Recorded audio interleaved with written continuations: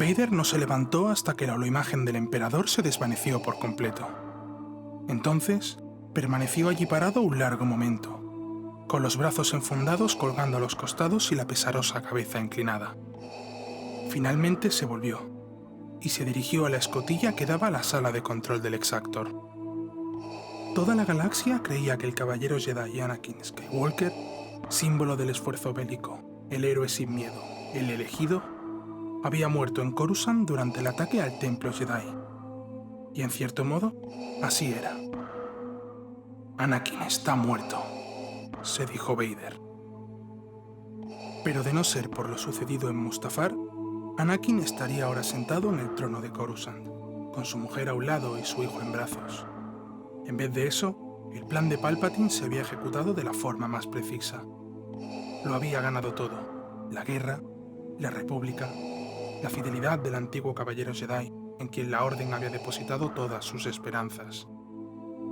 La venganza del Sith había sido completa, y Darth Vader era un simple peón, un recadero, un supuesto aprendiz, el rostro público del lado oscuro de la Fuerza.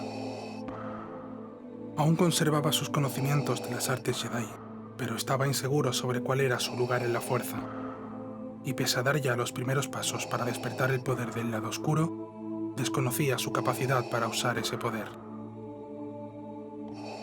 Lo lejos que habría llegado de no mediar el destino para desposeerlo de casi todo lo que tenía como medio para rehacerlo por completo. O para humillarlo, tal y como Darth Maul y Tyrannus fueron humillados antes que él, como de hecho se humilló a la propia Orden Jedi. Allí donde Darth Sidious lo había ganado todo, Vader lo había perdido todo, incluyendo, al menos por el momento, la confianza y la incomparable habilidad que había demostrado como Anakin Skywalker. Vader se volvió y se dirigió a la escotilla. «Pero esto no es caminar», pensó. La parte inferior de sus piernas metálicas estaba abultada por tiras de armadura, similares a las que llenaban y daban forma al largo guante que Anakin llevó sobre la prótesis de su brazo derecho. Lo que quedaba de sus extremidades reales acababa en moñones de carne insertados en máquinas, que se movían mediante módulos conectados a sus dañadas terminaciones nerviosas. Pero los androides médicos habían empleado una aleación inferior en vez de Duracero, sin supervisar adecuadamente el aislante de las corrientes electromotoras. En consecuencia, el cableado interno del traje presurizado se atascaba continuamente en lugares donde las tiras se sujetaban a rodillas y tobillos. Las botas altas no eran las adecuadas para sus pies artificiales, cuyos dedos engarfiados carecían de la sensibilidad electrostática de los dedos de sus manos, igualmente falsos. El molesto calzado con alzas en el talón le inclinaba ligeramente hacia adelante, obligándole a moverse con precaución exagerada si no quería tropezar o caerse. Y lo peor era que pesaban tanto que a menudo se sentía anclado al suelo, o moviéndose en alta gravedad. ¿De qué le servía poder moverse, si debía recurrir a la fuerza hasta para caminar de un lado a otro? Para el caso, podía haberse resignado a usar una silla repulsora y abandonar cualquier esperanza de movimiento. Los defectos de sus brazos protésicos reflejaban los de sus piernas. Solo sentía natural el brazo derecho, aunque también fuera artificial, y los mecanismos neumáticos que le proporcionaban articulación y apoyo respondieran a veces con lentitud. La pesada capa y la placa pectoral limitaban tanto sus movimientos que le costaba alzar los brazos sobre la cabeza, y ya se había visto forzado a adaptar su técnica con el sable de luz para compensarlo.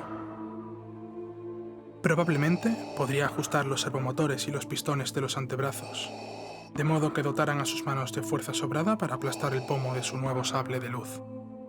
Solo con la fuerza de sus brazos podía alzar a un ser adulto del suelo, pero la fuerza siempre le había proporcionado la capacidad de hacer eso, sobre todo en momentos de ira, tal y como había demostrado en Tatooine y otros lugares.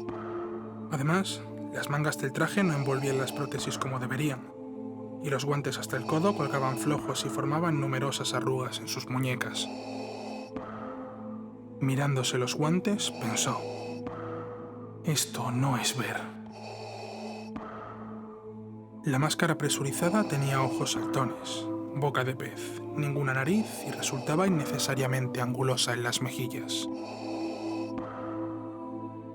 Todo ello, combinado con un casco liso, le proporcionaba el aspecto prohibido de un antiguo androide bélico Sith. Los oscuros hemisferios que le cubrían los ojos filtraban la luz que podía dañar aún más sus lesionadas córneas y retinas. Pero en el mejor de los casos, las semiesferas enrojecían la luz y le impedían verse los dedos de las botas sin inclinar la cabeza casi 90 grados. Escuchando los servomotores que movían sus extremidades, pensó: «Esto no es oír». Los androides médicos reconstruyeron el cartílago de sus pabellones auditivos, pero los tímpanos, derretidos en el calor de Mustafar, eran irreparables. Ahora las ondas de sonido eran transmitidas directamente a implantes en su oído interno, y todo el sonido parecía proceder de debajo del agua. Y lo que era peor, los sensores implantados eran poco discriminadores, por lo que captaban demasiados sonidos de ambiente, de manera que resultaba difícil determinar su distancia y dirección. A veces, los sensores le aseteaban con retroalimentación, o ecos y efectos de vibrato del ruido más mínimo. Permitiendo que sus pulmones se llenaran de aire, pensó: «Esto no es respirar». Aquí sí que habían fallado de verdad los androides médicos. Un grueso cable nacía en la caja de control que llevaba sujeta al torso, conectado a un aparato respirador y a un regulador de pulso. Tenía el ventilador implantado en el pecho horriblemente deformado, junto con tubos que desembocaban en sus dañados pulmones o se introducían en su garganta, de modo que pudiera respirar por un tiempo limitado en caso de una avería en la placa pectoral o el cinturón de control.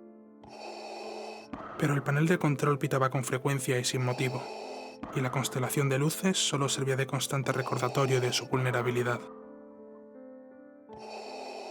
La incesante ronquera de su respiración interfería con su capacidad de descanso, por no hablar del sueño. Y cuando dormía, en las raras ocasiones en que lo conseguía, lo hacía sumido en una pesadillesca mezcolanza de recuerdos recurrentes y retorcidos, acompañados de dolorosos sonidos. Al menos, los androides médicos habían insertado los tubos respiratorios redundantes lo bastante a fondo como para que sus abrasadas cuerdas vocales pudieran formar sonidos y palabras con la ayuda de un vocalizador, que emitía un tono grave sintético, ya que su propia voz apenas era un susurro. También podía comer por la boca, pero solo dentro de una cámara hiperbárica, dado que para ello debía quitarse el respirador triangular, rasgo más prominente de la máscara. Por tanto, le resultaba más fácil nutrirse mediante líquidos, intravenosos o de otro tipo, y recurrir a catéteres, bolsas colectoras y recicladores para los desechos líquidos y sólidos. Y todos estos aparatos le dificultaban aún más el poder moverse con facilidad, por no decir que con gracia. La armadura pectoral que protegía el pulmón artificial le pesaba en exceso, al igual que el collarín atestado de electrodos que sostenía su enorme casco y que servía para proteger los sistemas cibernéticos que reemplazaban a las vértebras superiores, los delicados sistemas de la máscara y las cicatrices de su cabeza sin pelo, debidas tanto a lo sucedido en Mustafar como a los intentos de trepanación de urgencia padecidos durante su viaje de vuelta a Coruscant en la lanzadera de Sidious. La sintopiel que sustituía a la arrancada de sus huesos le picaba cada vez más, y su cuerpo necesitaba que lo limpiaran y arrancaran con regularidad la carne necrosada. También experimentaba algunos momentos de claustrofobia, momentos de desesperación en los que deseaba liberarse del traje, salir de esa concha. Necesitaba construir, o hacer que le construyeran, una cámara en la que pudiera volver a sentirse humano, si es que eso era posible. Con todo, pensó: esto no es vivir. Esto era un confinamiento en solitario, una prisión de la peor especie, una tortura continua. Solo era una ruina, poder sin finalidad clara. Un suspiro melancólico se escapó por la rejilla de su boca. Rehaciéndose, cruzó la escotilla.